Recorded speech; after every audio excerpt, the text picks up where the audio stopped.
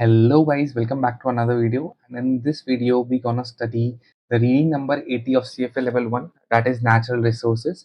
And it is also the fifth chapter of alternative investments. So let's start with it. So LOS 80A says explain features of raw land, timberland and farmland and their investment characteristics. आप लोगों ने सुना होगा raw land, Timberland and farmland. May be आप लोगों को उसका difference नहीं पता। तो let's study about raw land, timberland and farmland in this particular LOS. So natural resources comprise of raw land, land used for growing crops of timber and commodities. Investment in natural resources can be direct investment or via commingled funds such as ETFs, real estate investments, REITs, limited partnership, and limited liability companies (LLCs). Derivatives such as commodity futures and swap are also commonly used for exposure of this asset class। इसका मतलब ये है कि natural resource में usually raw land आता है। जैसे आपने लैंड देखा है, वहाँ पे हम लोग टिम्बर लैंड, टिम्बर मतलब जहाँ पे टिम्बर ग्रो होता है, जैसे बड़े-बड़े trees for means of extracting timber from that, उसको टिम्बर लैंड बोलते हैं। तो टिम्बर आप ग्रो कर सकते हो या crops, different type of crops होते हैं, राइट? राइस, व्हीट, तो ये सब क्रॉप्स या तो ग्रो कर सकते हैं वहाँ पे या टिम्बर ग्रो कर सकते हैं in the raw land. And commodities, और भी अलग अलग कमोडिटीज हम लोग उसमें उगा सकते हैं। सो इन्वेस्टमेंट दो तरीके की होती है, एक होता है डायरेक्ट इन्वेस्टमेंट या होता है indirect investment via different vehicles. जैसे इन्वेस्टमेंट, डायरेक्ट इन्वेस्टमेंट में हुआ कि आप डायरेक्ट रॉ लैंड परचेज कर लिए, that is direct investment. And indirect investment is via different type of funds. आप डिफरेंट अलग अलग फंड में एक्सपोजर ले लिए या डेरिवेटिव्स में एक्सपोजर ले लिए, इनडायरेक्ट उसको इन्वेस्टमेंट बोलते हैं। तो डायरेक्ट में क्या आता है, commingled fund such as ETFs. Communal funds क्यों होते हैं, क्योंकि ये पूल्ड व्हीकल्स होते हैं। So REITs, exchange traded funds, ETFs, या लिमिटेड पार्टनरशिप्स, जैसे हम लोग ने पढ़ा था, राइट? वो जनरल पार्टनरशिप, लिमिटेड पार्टनरशिप, वैसा फॉर्म का कोई स्ट्रक्चर में आपने इन्वेस्ट कर लिया, या डेरिवेटिव्स कमोडिटी फ्यूचर्स में इन्वेस्ट कर लिया, तो ये इनडायरेक्ट वे है एक्सपोजर पाने का नेचुरल रिसोर्सेज में। Now, raw land, farmland, and timberland are illiquid investments, and their value is primarily driven by location. अब मेन क्या है कि ये सब illiquid है। ऐसे नहीं है कि जैसे इक्विटी शेयर्स के तरह ये मार्केट में मिल रहा है आपको, एक्सचेंज में मिल रहा है कि आप जाके इसको बाय एंड सेल कर पाओ बहुत इजीली। वैसा नहीं होता है, इट इज illiquid, क्योंकि ये ना कहीं ट्रेड नहीं हो रहा है, राइट? जैसे एक शेयर है, वो कहीं ट्रेड हो रहा है, तो उसका प्राइस एक हर मोमेंट पे उसका प्राइस पता चल रहा है, आप बाय एंड सेल कर सकते हो पर्टिकुलर प्राइस पे, लेकिन वैसा रॉ लैंड के लिए नहीं होता है, तो बहुत इलिक्विड है ये। And their value is primarily driven by location. हम लोगों को पता ही है यार, लैंड का वैल्यू तो लोकेशन के ऊपर है। एक बहुत अच्छा लोकेशन पे महंगा होगा लैंड, एक रिमोट लोकेशन में लैंड सस्ता मिल जाएगा आपको, तो लोकेशन के हिसाब से उसका प्राइस ड्राइव होता है। For timberland and farmland, proximity to transportation and market increases value. इसका मतलब ये है कि जैसे फार्मलैंड है, आपने क्रॉप्स उगाया है, तो अगर मार्केट, उस वहाँ पे ट्रांसपोर्ट अवेलेबल है बहुत इजीली, मार्केट पास में है, तो उसका वैल्यू वहां से डिराइव होता है। जैसे बहुत दूर आप कहीं क्रॉप्स उगा रहे हो, लाइक उसका ट्रांसपोर्टेशन का खर्चा इतना लग जाएगा, तो वहां पे मे बी लैंड सस्ता आपको मिल जाए। वही वही होता है कि जैसे ट्रांसपोर्टेशन बहुत ईज़िली अवेलेबल है, एंड मार्केट जहाँ पे आप बेच पाओ अपने क्रॉप्स को, वो ईज़िली अवेलेबल है, पास में है, तो वो लैंड का वैल्यू बढ़ जाता है। As does access to water and quantity quality of soil. अब सॉइल का क्वालिटी अच्छा है, पानी ईज़िली अवेलेबल है, रेडिली अवेलेबल है वो लैंड में, तो वो ये सब चीज़ है जो प्राइमरीली उसका रेट ड्राइव करती है, उसका वैल्यू ड्राइव करती है लैंड का। All these three kinds of land can generate lease income, appreciation. Farmland and timberland also generate income from their out। इसका मतलब ये हुआ कि या तो आपने लैंड खुद खरीद के उसको लीज पे दे दिया, मतलब किसी को रेंट पे दे दिया, वो लैंड लीज पे दे रखा है आपने वो लैंड, तो वहां से आपका एक इनकम आ सकता है। दूसरा, प्राइस अप्रिसिएशन। अब वो लैंड पड़े पड़े सोचो, एक साल बाद वो उसका लैंड का प्राइस अप्रिशिएट हो जाता है, राइट? तो वो वहां से आप इनकम कमा सकते हो। And for farmland and Timberland, आप जो वहां पे उगा रहे हो ना, आप कुछ प्रोडक्शन कर रहे हो वहां पे, कुछ चीज आपने खेती की है कोई, तो उसको बेच के उसका जो आउटपुट निकलेगा, उसको हार्वेस्ट करके उसको बेच के भी आप वहां से कमा सकते हो।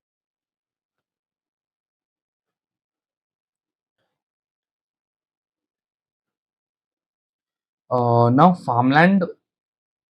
farmland is primarily held by individuals, while institutions are most likely investors in raw land and timberland. जैसे farmland जो होता है ये यूजुअली जो हाउस होल्ड होते हैं छोटे-छोटे हम लोग जैसे इंडिविजुअल रिटेलर्स हाउस होल्ड छोटे-छोटे हो गए, वो लोग यूजुअली बाय करते हैं क्योंकि छोटा लैंड होता है वहाँ पे या तो हम लोग अपना क्या बोलते हैं कुछ छोटा-मोटा खेती कर लेंगे, उसके लिए होता है। लेकिन जो बड़े-बड़े इंस्टीट्यूशनल इन्वेस्टर्स होते हैं, वो लोग रॉ लैंड एंड टिम्बरलैंड में ज़्यादा इन्वेस्ट करते हैं। Timberland lot sizes tend to be much larger timberland बहुत बड़ा होता है देन फार्मलैंड। इसलिए फार्मलैंड छोटे हाउसहोल्ड इन इन उसमें इन्वेस्ट करते हैं एंड बड़े इंस्टीट्यूशनल इन्वेस्टमेंट टिम्बरलैंड में इन्वेस्ट करते हैं। Timberland also requires specialized expertise एक अच्छा एक्सपर्टीज़ चाहिए। जैसे हम लोग नॉर्मल हाउसहोल्ड हम लोग तो फार्मलैंड ऐसे ही ले लेते हैं, कोई इसमें एक्सपर्टीज़ नहीं चाहिए, लेकिन बड़े टिम्बरलैंड में एक्सपर्टीज़ चाहिए होता है। Investors who lack expertise can invest through Timberland Investment Management Organization और टीमोस। जैसे जिसको एक्सपर्टीज नहीं है वो टीमोस में इन्वेस्ट कर सकता है। जैसे हम लोग को जैसे म्यूचुअल फंड होता है ना, उसमें हम लोग को जैसे आइडिया नहीं है तो म्यूचुअल फंड एक उसमें म्यूचुअल फंड मैनेजर्स होते हैं, वो लोग इन्वेस्ट करते हैं हम लोग का पैसा। तो वैसे ही टीमोस होता है, वहाँ पे एक पूल्ड इन्वेस्टमेंट व्हीकल जैसा हो गया ये। तो वहाँ पे लोग थोड़ा-थोड़ा पैसा करके इन्वेस्ट कर सकते हैं एंड वहाँ पे फिर वो लोग अपने एक्सपर्टीज के हिसाब से टिम्बरलैंड में इन्वेस्ट करते हैं।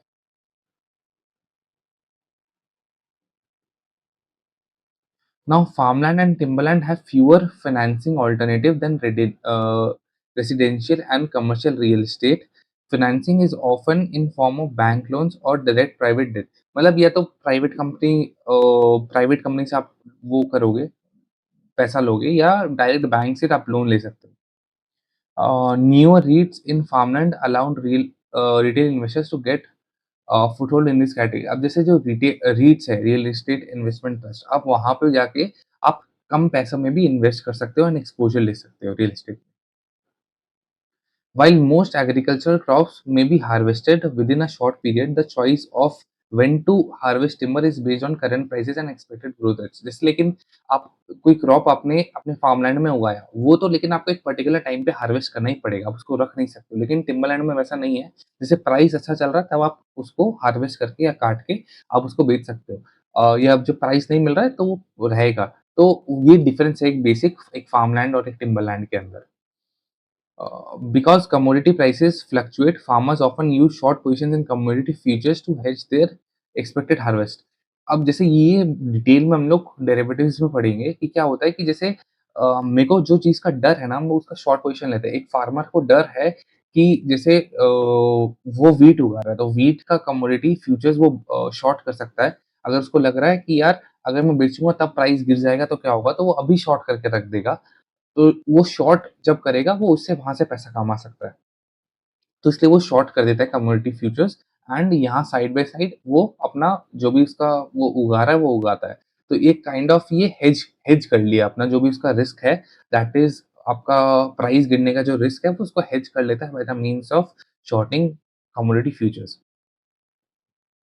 Agricultural crops, including trees, consume carbon and therefore they are attractive to investors in ECG, ESG and focus on climate change। जो ESG होता है जैसे एनवायरमेंटल सोशल गवर्नेंस, तो ये क्या होता है कि ये ऑफन अट्रैक्ट करता है जिस क्योंकि वो पेड़ उगाना तो यार अच्छा बात है ना, तो वो क्योंकि कार्बन एमिशन को कम करता है, तो ये ईएसजी को अट्रैक्ट करता है। अभी ईएसजी बहुत चल रहा है ड्यू टू क्लाइमेट के कंसर्न्स बहुत ज़्यादा अभी रेज़ हो रहे हैं। तो इसीलिए ईएसजी अभी बहुत ज़्यादा अभी ईएसजी के बारे में हम लोग को सुनने को मिल रहा है। नाउ ये एलओएस ए हम लोग का कंप्लीट हो गया। आप एक बार रीड आउट कर लेना तो प्रॉपर क्रिस्टल क्लियर हो जाएगा। LOS B describe features of commodities and their investment characteristics. We can divide commodities into three major sectors। तीन सेक्टर में हम लोग कमोडिटी को डिवाइड कर सकते हैं। That is metal including base or industrial metals and precious metals, agricultural products and energy products। ये तीन बेसिकली डिविजन्स हो गए for commodities. Commodity contracts are also classified based on grade quality and delivery location. Governments may provide subsidies for some food crops for consumers और price supporters और to farmers. मतलब कि price support करने के लिए जैसे हम लोग ने अभी देखा था अपने गवर्नमेंट में एमएसपी लाया था। तो वैसे ही गवर्नमेंट सपोर्ट करती है, सब्सिडी प्रोवाइड करती है for certain type of food crops. They also control access to extractable natural resources or even be directly involved in the production. जैसे अब जो नेचुरल रिसोर्सेज है वो डायरेक्ट एक्सट्रैक्ट करने में भी गवर्नमेंट उसका कंट्रोल लेती है।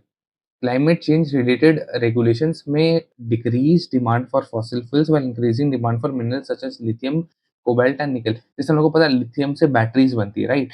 तो क्या होता है कि जैसे क्लाइमेट चेंज से जो भी नेचुरल रिसोर्सेज जैसे डीजल हो गया, ये सब क्रूड ऑयल हो गया, ये सब का डिमांड कम होते जा रहा है दिन ब दिन। And for metals such as cobalt, nickel, lithium, जिससे alternate source of energy produce हम लोग कर सकते हैं, उसका डिमांड बढ़ रहा है।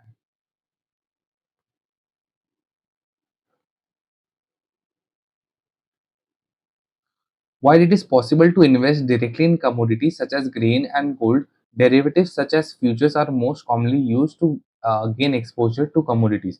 जैसे अब वो जैसे गेन्स जो भी क्रॉप्स हो गया उसमें हम लोग डायरेक्ट भी एक्सपोजर ले सकते हैं, but then derivatives and futures ज़्यादा यूज होता है to gain the exposure of commodities.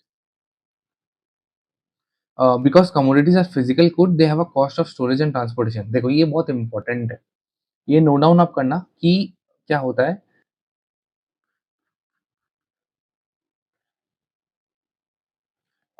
जैसे कमोडिटीज के अंदर एक तो आपका स्टोरेज एंड ट्रांसपोर्टेशन कॉस्ट लगता है। तो इससे क्या होता है कि आपको आपके एक बर्डन रहेगा कि यार आप एक्सपोज़र तो लेना चाहते थे, मतलब उसको लॉन्ग या शॉर्ट पोज़ीशन आप लेना चाहते थे, बट देन आप आपके ऊपर आ गया कि यार उम, आपको उसको स्टोर करना पड़ेगा एंड ट्रांसपोर्ट करना पड़ेगा। तो एक फिज़िकल कमोडिटी में ये इश्यू आता है कि उसको स्टोरेज कॉस्ट, उसका ट्रांसपोर्टेशन कॉस्ट अलग लगता है। तो इसलिए ज़्यादा लोग डेरिवेटिव्स, कमोडिटी फ्यूचर्स ये सब ज़्यादा प्रेफ़र करते हैं। Now, future forwards and options on future are available form of commodity derivatives. Future trades on exchange and therefore have no counterparty risk। एक तो ये है कि काउंट हम लोग एक्सचेंज पे ये ट्रेड कर रहे हैं, तो काउंटर पार्टी रिस्क नहीं है, आपका पैसा डूबने का चांस नहीं है। तो ये भी एक बहुत अच्छा वो हेल्प करता है कि आप एक एक्सचेंज में ट्रेड करो, डेरिवेटिव से ट्रेड करो, ताकि आपका पैसा काउंटर पार्टी रिस्क नहीं रहेगा। तो आपका पैसा मारने का चांस नहीं रहेगा वहाँ पे। Other methods of exposure in commodities include the following. अब और क्या क्या सोर्स है जिससे हम लोग एक्सपोजर ले सकते हैं कमोडिटीज में। That is exchange traded products, ETPs include exchange traded funds, ETFs and exchange traded notes. अब एक्सचेंज ट्रेडेड प्रोडक्ट्स में क्या क्या आता है, that is ETFs and ETNs. ETPs are suitable for investors who are limited to buying equity shares. जिसको equity shares ही खरीदना है, यार मेरे को कमोडिटी फ्यूचर्स ये सब नहीं, कमोडिटी नहीं खरीदना है, मेरे को इक्विटी शेयर्स में ही ट्रेड करना है, तो you can go for exchange traded products. ETFs can invest in commodities and or commodity futures and can track prices of the indexes। इसका मतलब क्या होता है, जैसे एक्सचेंज ट्रेडेड फंड है, एक फंड है एक्सचेंज ट्रेडेड फंड, आप उसमें इन्वेस्ट कर सकते हैं, आप उसका शेयर्स ले सकते हो, ठीक है? तो अब क्या होगा, जो एक्सचेंज ट्रेडेड फंड्स है वो लोग इन्वेस्ट करते हैं कमोडिटीज में डायरेक्टली, डायरेक्टली या इनडायरेक्टली इन्वेस्ट करते हैं कमोडिटीज में bye the means of commodity या कमोडिटी फ्यूचर्स में डायरेक्ट इन्वेस्ट करते हैं, तो आपको एक्सपोजर मिल जाता है कमोडिटी का bye the means of equity shares by investing in exchange traded products। Now, future funds such as commodity trading advisors (CTAs) are actively managed। Managed future funds actively managed होता है। Some managers concentrate on specific sectors, that is agricultural commodities, while others are more diversified। Managed futures funds can be structured as limited partnership with fees, those of hedge funds, and restriction on the numbers, net worth, liquidity of investors. They can also be structured like mutual funds with shares that are publicly traded, or retail investors can benefit from professional management। इसका मतलब देखो क्या होता है, क्या लिखा है इसमें कि जो मैनेज फ्यूचर फंड्स है,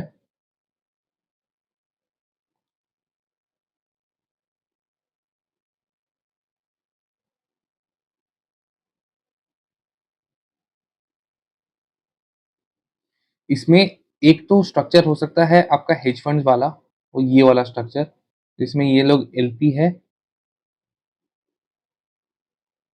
और ये लोग एक ये जीपी है।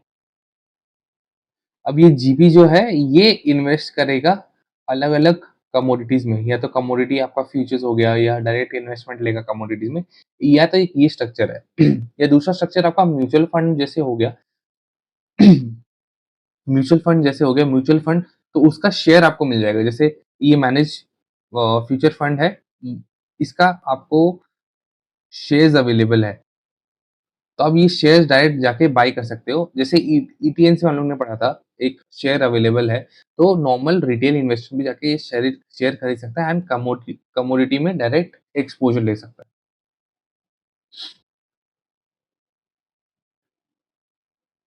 These structures allow a lower minimum investment and offer great liquidity than limited partnership structure। अब जैसे हम लोग ने पढ़ा था कि हेज फंड में जो ये वाला स्ट्रक्चर है ना, ये वाला स्ट्रक्चर जो है, इसमें लिक्विडिटी नहीं है, क्योंकि यार आप कभी भी आप पैसा चाहते हो, वो जीपी उसको बेच के आपको पैसा नहीं दे सकता। सर्टेन रूल्स होता है, हम लोग ने पढ़ा था, याद है? नोटिस पीरियड, लॉकअप डेट्स, वो सब होता है इसके अंदर। लेकिन जो ये वाला स्ट्रक्चर है, ये शेयर्स टू एक्सचेंज ट्रेडेड है, तो आप ये शेयर्स कभी भी बेच सकते हो एंड अपना फंड विथड्रॉ कर सकते हो, तो बहुत ज़्यादा लिक्विड है एंड ये इलिक्विड है। नाउ सेपरेटली मैनेज्ड अकाउंट हम लोग ने ये पहले भी पढ़ा था हेज फंड में, ये बड़े इन्वेस्टर्स के लिए होता है, are appropriate for large investors who require custom portfolio based on individual preferences. जैसे बड़ा इन्वेस्टर है, वो उसको एक कस्टम पोर्टफोलियो चाहिए, वो बोलेगा कि मेरे को यार ये पर्टिकुलर यही कम्युनिटी में आप करके दो, लेकिन उसके पास एक्सपर्टीज नहीं है या टाइम नहीं है फॉर सम रीजन, वो क्या करता है कि वो सेपरेटली मैनेज अकाउंट्स, वहां पे जो एक्सपर्ट होते हैं वो उसका फंड मैनेज करते हैं एंड देन उसको जहाँ-जहाँ इन्वेस्ट करना है वो लोग फिर उसके अकॉर्डिंग ही इन्वेस्ट करते हैं। तो that is for large investors, HNI, ultra HNI उन लोग के लिए होता है। Specialized fund in specific commodity sectors can be organized under any structures we have discussed and focus on commodities such as oil, gas, grains, precious metals and industrial metals। इसका मतलब ये है कि स्पेशलाइज्ड फंड्स जो होते हैं वो specific commodity sector, कोई भी स्ट्रक्चर के अंदर वो मतलब कोई भी स्ट्रक्चर फॉलो कर सकते हैं एंड कोई भी कमोडिटी में वो लोग डील कर सकते हैं।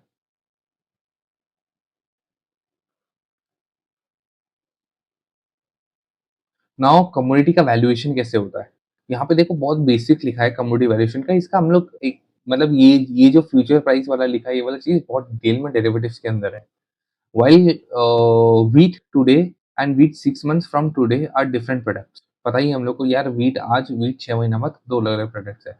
Purchasing commodity today will give the buyer the use of it if needed. मतलब अगर उसको आज चाहिए तो वो आज व्हीट बाई करेगा। While contracting for wheat to be delivered 6 months from today avoid storage cost, warehouse cost, insurance and spoilage. उसको 6 महीना बाद व्हीट चाहिए, लेकिन उसको यार अभी से इनकर नहीं करना है। जैसे अभी 6 महीना बाद के लिए वो अभी से स्टोर करना पड़ेगा, ट्रांसपोर्टेशन कॉस्ट, वेयरहाउस कॉस्ट, ये सब उसको देना पड़ेगा। इसके बदले वो डायरेक्ट 6 महीना बाद का फ्यूचर्स बाय कर सकता है। And having cash tied up, an equation that considers the aspect is, जैसे फ्यूचर प्राइस क्या होगा कि स्पॉट प्राइस मतलब अभी कितना में बिक रहा है, रेट, रिस्क फ्री रेट क्या चल रहा है मार्केट में, plus storage cost minus convenience yield. Convenience yield का मतलब अगर कुछ बेनिफिट मिल रहा है, मॉनेटरी बेनिफिट मिल रहा है फ्रॉम होल्डिंग दैट व्हीट, कुछ मिल रहा है तो उसको हम लोग को माइनस करना पड़ेगा। तो ये इक्वेशन हम लोग बहुत ज़्यादा डिटेल में, या अभी तो आप लोगों को इतना ईज़ी लग रहा होगा, तो हम लोग इसका बहुत ज़्यादा डिटेल में इसको हम लोग उसमें पढ़ेंगे डेरिवेटिव्स के अंदर। Convenience yield in is a monetary value. Second.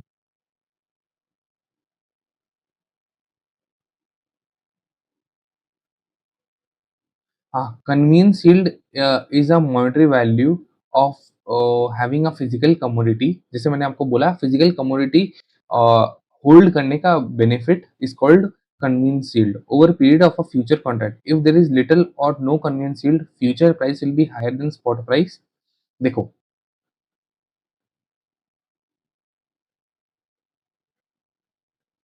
जैसे ये यहाँ पे जो फ्यूचर प्राइस है, फ्यूचर प्राइस स्पॉट प्राइस है फॉर एग्ज़ाम्पल अभी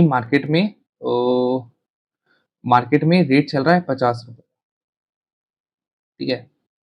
स्पॉट प्राइस 50 है, risk free rate for example सोचो कि आपका risk free rate is right now 8%, storage cost आपका 10 का लग रहा है एंड कन्वीनियंस यील्ड 5 का लग रहा है। तो यार ये इक्वेशन देख के आप खुद ही बोल सकते हो अभी कि फ्यूचर प्राइस ज़्यादा होगा क्योंकि कन्वीनियंस यील्ड कम है, बाकी इस ये तीनों से। कन्वीनियंस यील्ड कम है तो फ्यूचर प्राइस ज़्यादा होगा। लेकिन कन्वीनियंस फील्ड ही सोचो 5 की जगह सोचो 100 है convenience yield.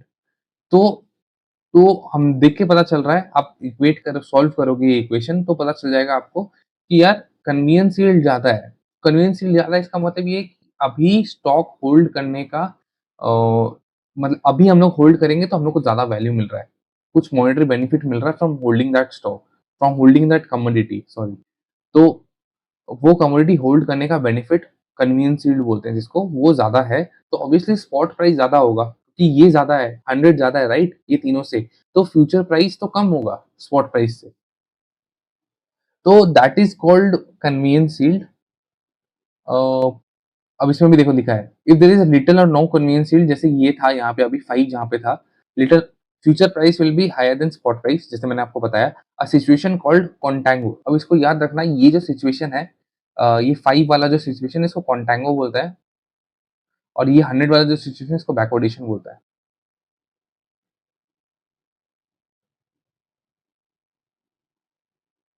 कॉन्टेंगो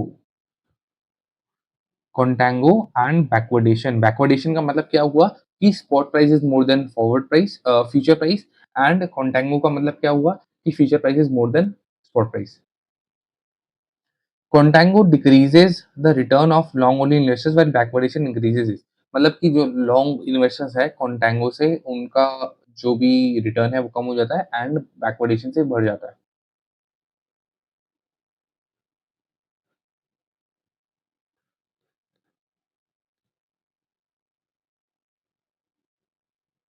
Now analyze source of risk, return and diversification among natural resources investments. Commodity price and investments. Spot price for a commodity are a function of supply and demand. Spot price जो है वो demand and supply के हिसाब से price change होता है, पता ही है सबको।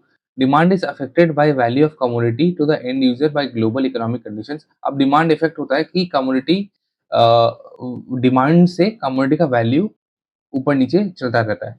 Supply is affected by production, storage cost and existing investment. अब जो डिमांड है, डिमांड कैसे होगा? अब पूरा ग्लोबल नीड के हिसाब से डिमांड कैलकुलेट होता है और जो सप्लाई होता है वो डिपेंड करता है कि प्रोडक्शन के कितना प्रोडक्शन हो रहा है उसके हिसाब से सप्लाई होगा राइट। एग्जिस्टिंग इन्वेंट्री कितना है, प्रोडक्शन कितना है, स्टोरेज कॉस्ट कितना लग रहा है उसके हिसाब से सप्लाई ज्यादा डिसाइड होता है। For many commodities supply is inelastic in short run because long lead times to alter production level, that is drill oil wells, plant crops and decide to plant less of them. As a result, commodity price can be volatile when demand changes significantly over the economic cycle or when there are supply shocks such as natural disasters। जैसे अब क्या है कि अम, अब production है मतलब oil Wales drill करने में इस सब में बहुत टाइम लगता है, तो सप्लाई उसके ऊपर बहुत डिपेंडेंट है एंड कोई नेचुरल डिजास्टर हो गया यार, कोई अवेलेबल ही नहीं है, उसका सप्लाई अवेलेबल नहीं है, तो वो है ही नहीं, मतलब स्टॉक में ही नहीं है, किसी के पास ही नहीं है, तो सप्लाई कहाँ से होगा? तो सप्लाई उसके ऊपर भी बहुत डिपेंडेंट रहता है कि इकोनॉमिक साइकिल्स कैसा है, सप्लाई शॉक तो नहीं लगा हुआ इकोनॉमी को या कोई नेचुरल डिजास्टर्स है, उसपे सप्लाई बहुत ज़्यादा डिपेंड करता है। Production of some commodities, especially agricultural commodities, can be significantly affected by weather and plant disease, leading to high prices when production is low and low prices when production is high। इसका मतलब क्या है कि production जो है वो weather ये सब में बहुत डिपेंड कर रहा है। अब सोचो कि बारिश, इतनी बारिश आ गई, सारे क्रॉप्स तबाह हो गए, तो सप्लाई बहुत कम है, तो डिमांड तो प्राइस बहुत ज़्यादा रहेगा एंड सोचो कि सारे फेवरेबल कंडीशंस थे, बहुत अच्छा प्रोडक्शन हुआ है, प्रोडक्शन बहुत ज़्यादा हुआ है, तो सप्लाई बहुत ज़्यादा है, तो प्राइस बहुत कम रहेगा।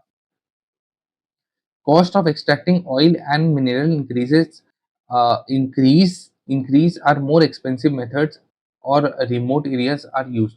तो जैसे एक्सट्रैक्ट ऑयल एक्सट्रैक्ट करने का, मिनरल्स एक्सट्रैक्ट करने का ये सब कॉस्ट बहुत ज़्यादा लगता है, इसलिए रिमोट लोकेशंस चूज़ होती है। क्योंकि अर्बन लोकेशंस में तो बहुत ज़्यादा कॉस्ट और बढ़ जाएगा ना, इसलिए छोटे-छोटे रिमोट लोकेशंस चूज़ होते हैं। क्योंकि उसको ऑलरेडी जो भी उसको ड्रिलिंग एंड एक्सट्रैक्टिंग का प्रोसीड्योर है, वो ऑलरेडी बहुत ज़्यादा महँगा है।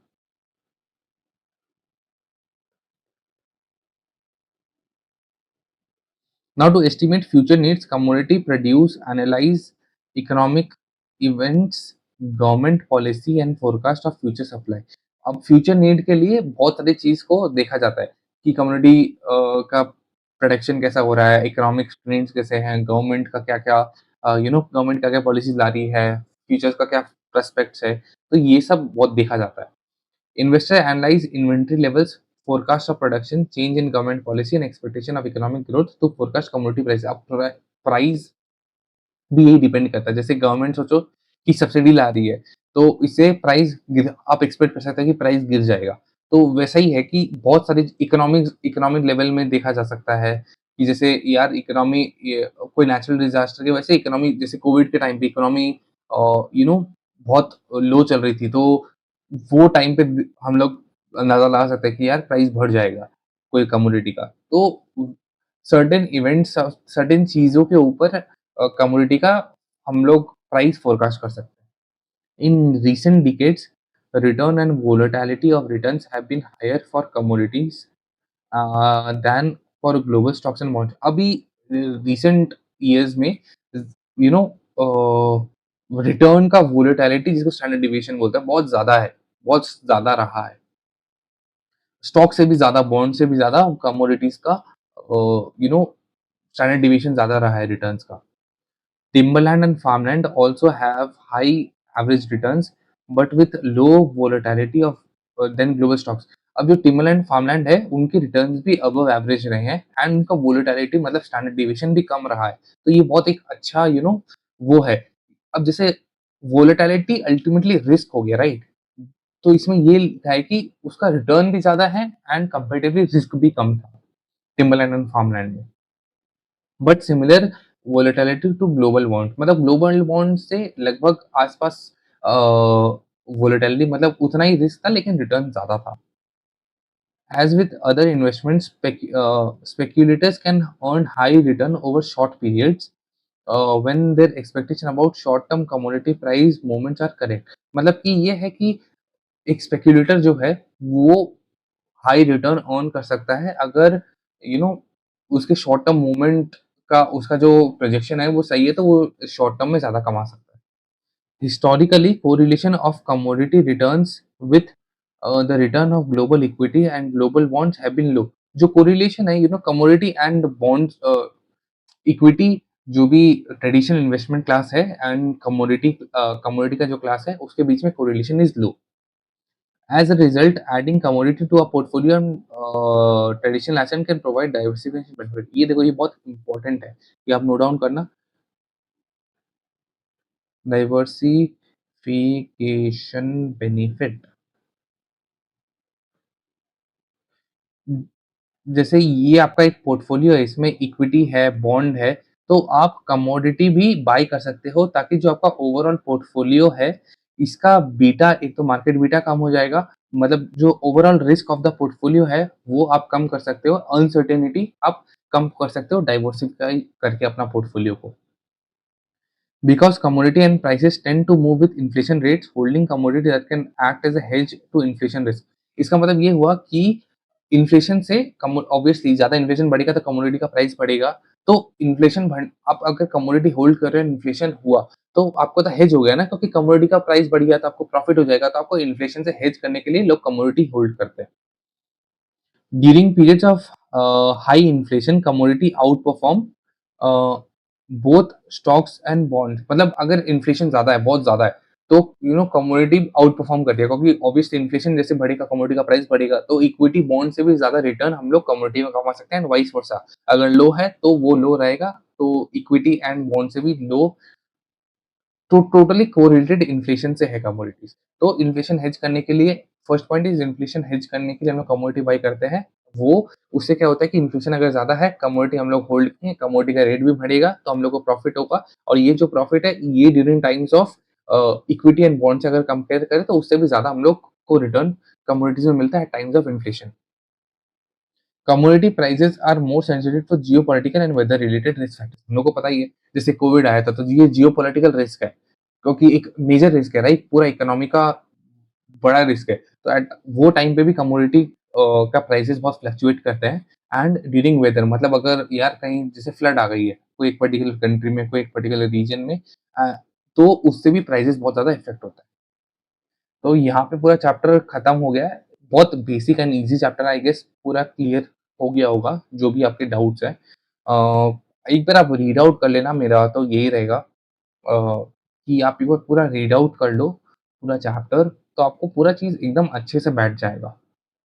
एक बार आप वीडियो लेक्चर देखने से पहले या देखने के बाद, अगर अभी आप वीडियो देख रहे हो उसके बाद आप एक बार रीड आउट कर लोगे, तो अभी ही आप रीड आउट कर लो, अभी ही टाइम है कि वीडियो खत्म होने के बाद ही जस्ट रीड आउट कर लो, आधी से 1 घंटा लगेगा। तो half an hour to 1 hour ही लगेगा इसको कंप्लीट करने में, तो आप उसको कंप्लीट कर लो, तो ये चैप्टर आपका बहुत अच्छे से कंप्लीट हो जाएगा। एक बार 3 ही इसके वो है एमसीक्यूज़, एक बार इसको भी देख लेते हैं। Which of the following is most likely to attribute to timberland and farmland? There is flexibility in option to increase output when market prices are high. They both cater to institutional investors. The investment is relatively illiquid.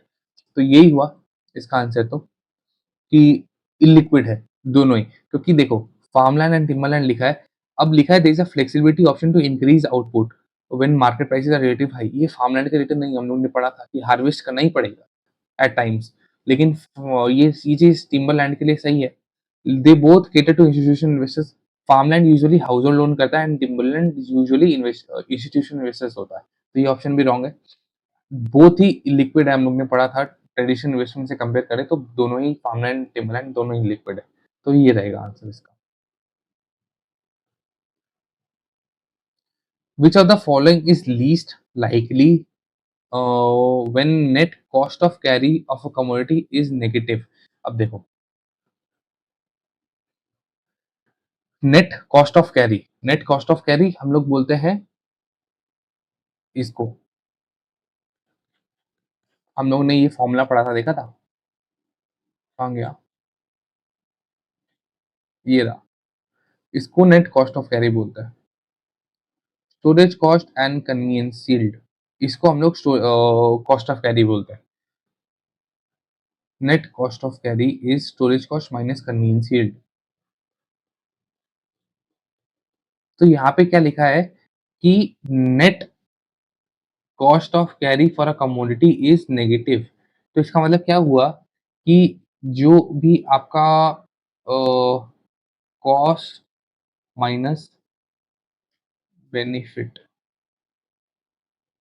Cost minus benefit अगर negative है, तो इसका मतलब benefit ज़्यादा है, और अगर benefit ज़्यादा है तो स्पॉट प्राइस ज़्यादा होता है फॉरवर्ड प्राइस से। तो लिखा है, और अगर स्पॉट प्राइस ज़्यादा हुआ फॉरवर्ड प्राइस से, फ्यूचर प्राइस से सॉरी, तो future price will be in backwardation. इसका मतलब क्या लिखा है कि बैकवर्डेशन, कॉन्टेंगो ऑन बैकवर्डेशन याद है? कॉन्टेंगो का मतलब क्या था?